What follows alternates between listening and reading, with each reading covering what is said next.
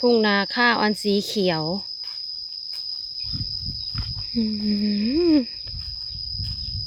คันว่ายามฝนตกมาแนมไปทางใดกะนี่แต่ทุ่งนาสีเขียวหญ้ากะเขียวเฮ็ดไข่บ่ออกบ่เนาะ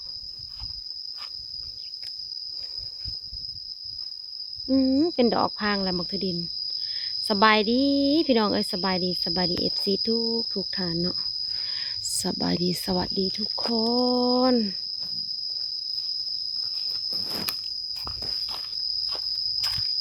สบายดีเด้อพี่น้องเด้ออยู่ทงไห้ทงหน้าคือเก่าคือเดิมพี่น้องเอ้ย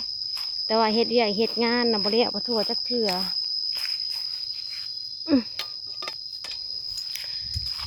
เอ้าว่าบ่เอากรุ๊บบัดคือสีแดดบาดนี่สิได้ย่างเมื่อเอากรุ๊บเลยเนาะสาวสุพรรณสิพาพี่น้องไปเฮ็ดเวียกเฮ็ดงานอีกแล้วพี่น้องกำลังโทรให้ซุ่มเซาแทนน้องฝ่าออกมาเฮ็ดซอยเขาบางเพิ่นก็สิเฮ็ดรอบเพิ่นก็ว่าสิได้ซอยสิเฮ็ดรอบแปลงรอบเราอ่ะ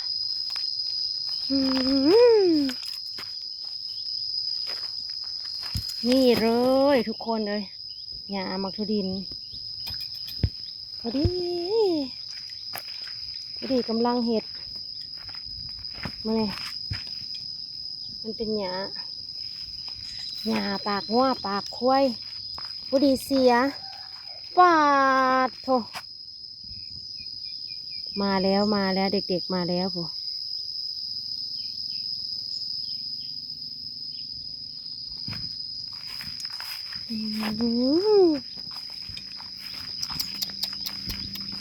หญ้าพี่น้องหญ้าเงาแห้งเลยเด้อ1 2 3แปลงเนี่ยปอดโถเมื่อละแปลงก็เนี่ยมันได้กว่าหญ้างามอะไรเขางามอะไรพี่น้องเลยอันนี้ให้ลุ่มเฮา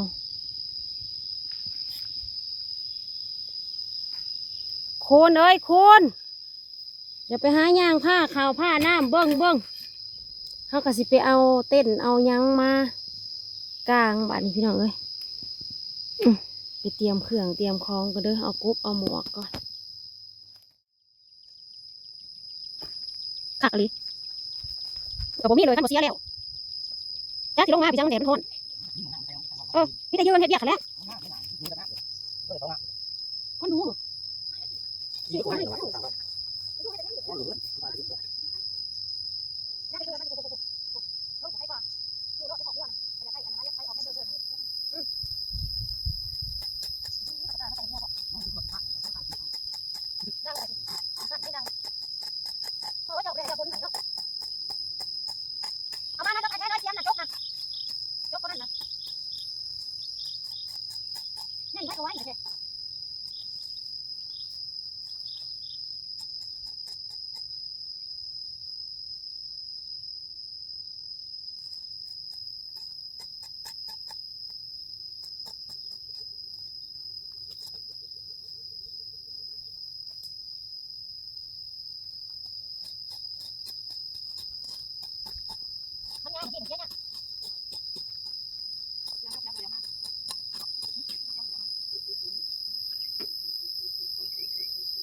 ัวนึงอยู่ในนี้นี่อยู่ดิตัวนั้นไม่เอาอยู่ในเตาทอง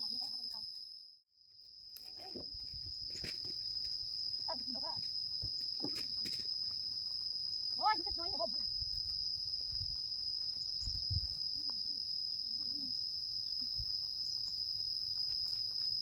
พวกไปแล้วแล้วก็พวกดิ้งใส่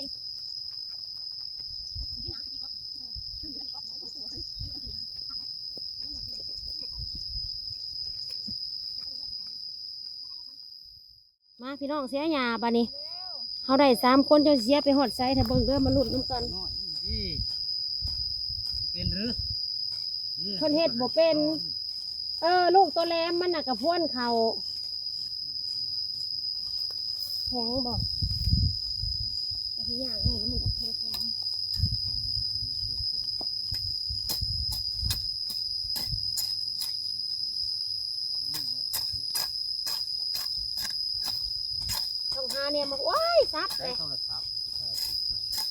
เอาให้พ่อเลยลูก แทนฮะไปหาได้ไป ตั้งแล้ว ใช่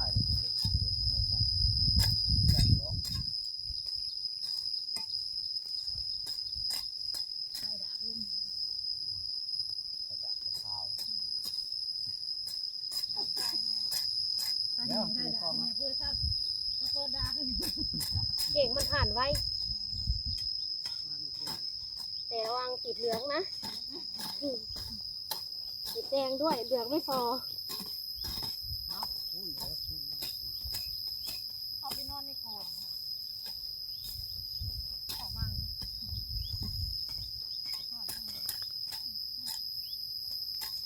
งามอะไรเลยพอดีทับเอ็ดก็สิคือสิบ่เป็นนี่แหละซึ่งเจ้าเห็ดไปเห็ดมาเดี๋ยวก็เป็นเองเห็ดน้ำอันนี้นะ เป็นมันจะท้องแม่ นกหยาคือกัน ภาษาละเป็นมันจะท้องแม่จะท้องมันจะท้อง แค่สิบ่เป็นนี่แหละเห็ดจ้ะไม่เห็ดไม่ว่าเดี๋ยวมันจะเป็นเอง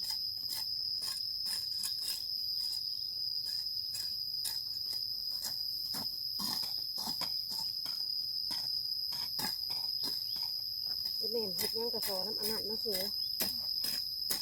เห็ดน้ำเขากระสอน้ำหยาบอกเขาเด่นกระสอน้ำหยาอีกที่เก่าโอ้ยโว้ย ให้มันมาเหยียบโคนคุณบริเวณไหนคุณก็เหยียบ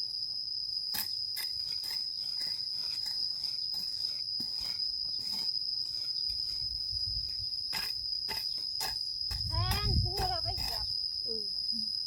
มันได้เลยไปหอดได้เลยไปหอดพูดหมดจักอ่ะ พุ่นเผาค่ะ พูดเผาบอกโอ้ยมันหอมบริเวณพูดบอก หัวบางกว่าสิ ทีแท้กับบนนี้มันหลอกไปตามหอเงี้ยเผาบ่ เสียลงมาแล้วก็กองไว้ลูกโอ้โห เก๊เอาลูกเอาลูกคุณเก๊ให้คุณเก๊เป็นเนี่ยคุณเก๊ขนมให้อ้ายเลย ให้กระสัวแก้บ่ได้ให้น้องแก้ให้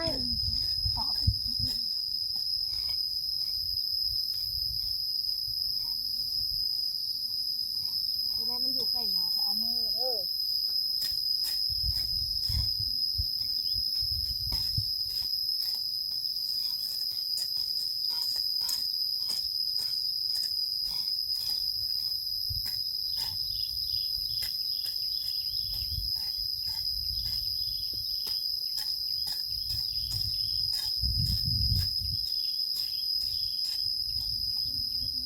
แทนมานั่งเต็งเห็ดหยังเกาะ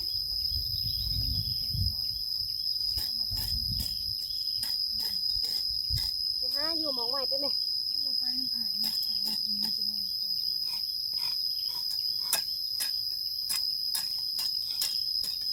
นั่นกันเปลี่ยนไปถือลมคุณเจ็บขาโอ้ยเป็นยังจะลมแห้มึงกับขาบ่าน้ำมันน้องเนื้อ กัดแต่มือนั่นแหละ ก็หนาวแล้วมัน หัวมันจะตาย หนาวแล้วน้องเป๊ะ เขาเบาห้ำจนหมุน เดี๋ยวลุงมาให้ลุงแก้ให้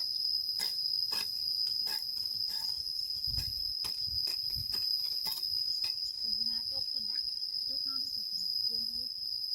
ว่าแต่ว่าเป็นเห็ดติดลูกที่แต่เป็นเห็ดน้ำแต่ว่าเป็นอย่างหัว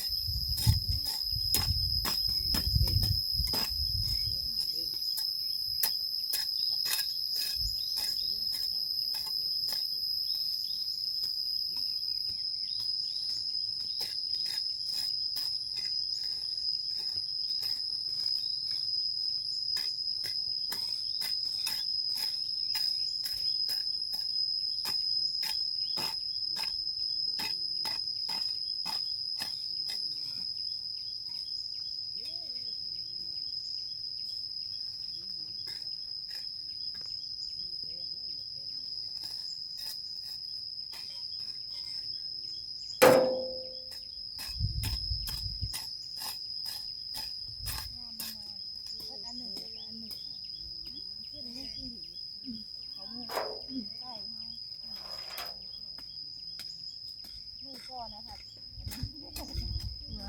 ของเมียน เนี่ย โบ้ระวังหนูเด้อหนูกัดมือพูดไปยังน้อยจักหนูแม่กระสามแล้วกินเขาหลังมือค่ะดิลูก ถึงขนาดนั้นก็ได้คุณสามคุ้มนี่กัน มันจะรู้ เขาต้องแบบ เขาใช่ มันหากับปลอขึ้นมาจะว่ายันเอาบ่ได้ค่ะเดือนนี้ รถนี่สิได้ท้องล่างท้องล่าง รถที่โบกละ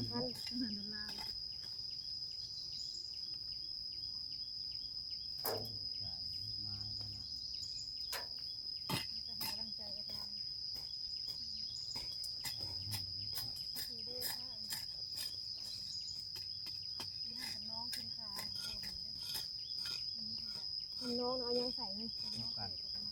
เข้าไปตะมือน่ะ ลูกของป่องนี่น้องนี่น้อยเขาเป็นเพื่อนเกี่ยวนี่มีน้ำไหลออกมาน้อย ห้อยเขียวเหรอ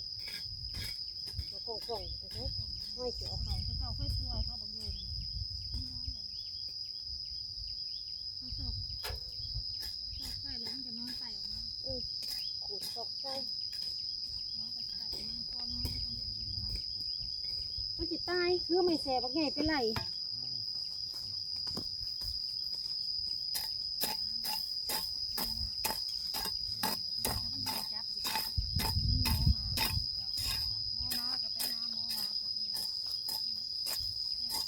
มาพี่ต้นเนื้อก็ยังตาย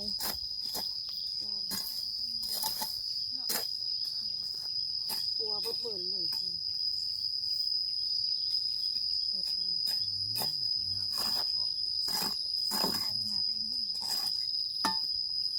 กล่องมาหลดงามของคงชุมเฮาอีกหายโลก เสร็จจะแข่งด้วยข้ามเจ้าหาเจ้าเลย ขนาดเจ้างามแล้วแม่นโลกขอนตีมือตัวเองเว้นขี้ผาดอกสิ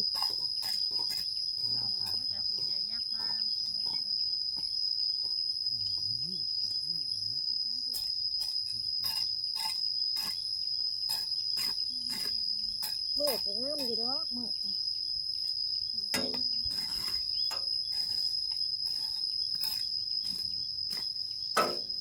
ใครกันใครกระป๋องชาไผ่ดอกราคา2,000 คนจับเล่นเป็นตีตาเลยโอ้ย แต่อย่าเบิ่งมันเลย แต่คนยังมันยาเต็มหน้าของเฮาแม่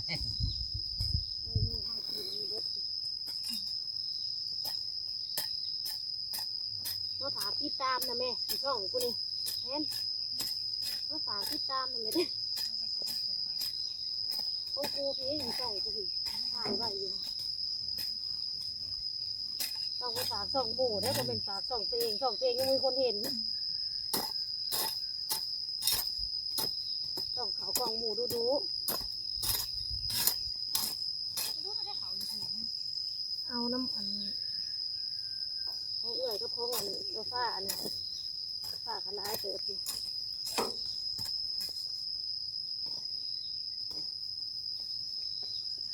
ผ่านกับนี่แห้งเนี่ยไปตีทุบเลย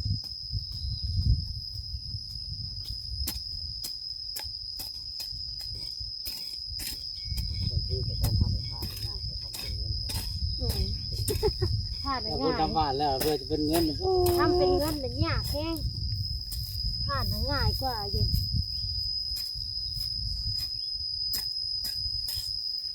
เราดีเฮ็ดเงินได้ผ่านแล้วแต่ผมมีเงินเขารอคอยเป็นปี2 ปี3 ปี เฟซนะมันก็บอกให้สั่งรายได้จ้ะ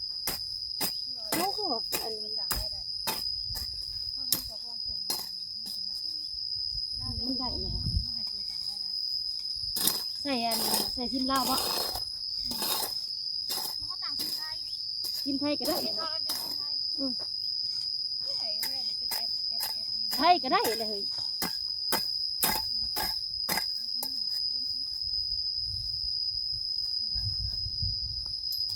มาลุ้นกันทำไมไม่ออกแต่ม่องเดียวสักเชื่อ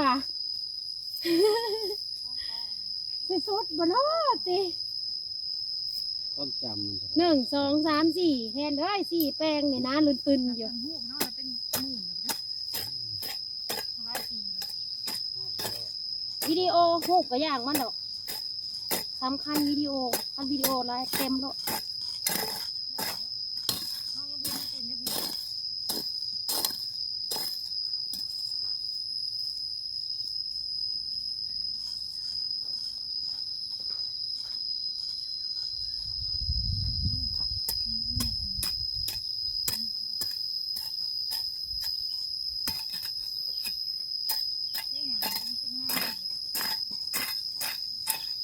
เป็นดอกพางเลยเด้ของหมู่ฮะกับปู่ของเฮาจะเป็นดอกพางเฮาก็สิได้ขายก่อนหมู่ได้บาทนี่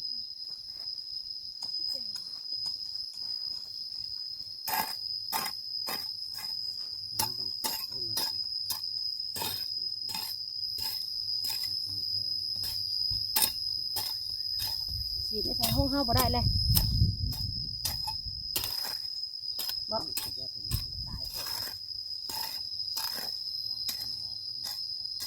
อ๋อ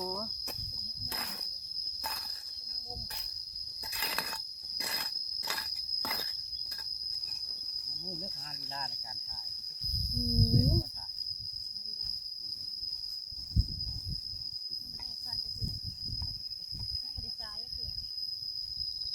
ไม่แต่คอยแน่เสือเข้าบ้านเลย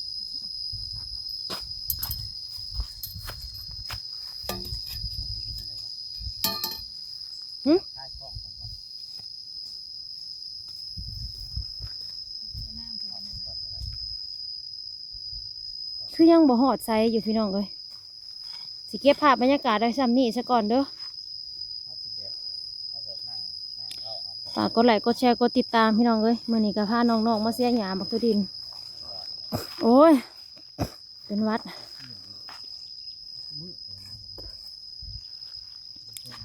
แล้วก็ฝากติดตามช่องน้องแทนด้วย แท้มึงใส่ซื้อนะใดอาจะโตมาดูวันนี้จะตั้ง YouTube ให้น้องแทน ฝากไปติดตามด้วยพี่น้องเอ้ยจักสิตั้งซื้อเลยบัดนี้ เสื่องสิตั้ง กำลังสิตั้ง จะ บอกหลัง ได้สิบอกน้ำลัง เรื่องว่าอันนั้นเดี๋ยวนี้น้องตะวัน เจียงก็เคยใส่แทน แทนใจสาวสวรรค์แทนใจไทยสวรรค์แม่นบอก เรื่องนี้น้องตะวัน บอกมาติดตาม ผู้บ่าวก็จะมาติดตามให้ทั่วโลกเลย หลังมาลุดในวัยนี้ เพราะว่าคนอื่นมีส่องว่าอะไรยังน้องแทนบ่มีส่อง ไปสิ้นรถล่ะคือมันตาเต้นนี่บ่ เขากับดูเขากับพ่อก็ของตะวันดีจนเขาบอกว่า